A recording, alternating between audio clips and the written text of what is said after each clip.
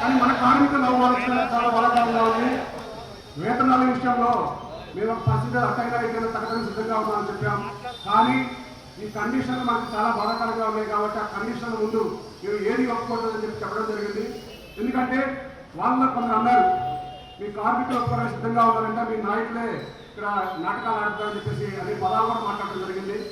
అందుకే అసలు సభ్యుల సమక్షంలో మాట్లాడదాం, సభ్యులు కనుక ఎవరు నచ్చినైనా పెట్టుకోవచ్చు అని కంటే మాకు కూడా అభ్యర్థులు లేదని చెప్పేశాము. కాబట్టి ఏదన్నా సరే సభ్యుల కోరిక మేరకే ఫెడరేషన్ ఉంటుంది, కానీ ఫెడరేషన్ నిర్ణయాలకి మీ మీద ఉండే అధికారం మాకు ఉండదు. ఏది ఉన్నా సరే మనం యథావిధిగా పాత పద్ధతుల ప్రకారం మనం పనిచేస్తామని చెప్పాము.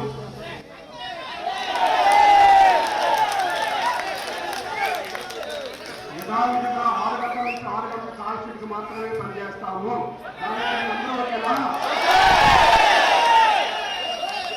మన ఫెడరేషన్ లో ఉన్న కార్మికులు కాకుండా మన దగ్గర లేకపోతే మాత్రమే బయట తెచ్చుకోవచ్చు, కానీ మన దగ్గర ఉన్న కార్మికులు పని కల్పించకుండా బయట వాళ్ళకి తేవడానికి వీలు లేదు అని నేను చెప్పడం జరిగింది.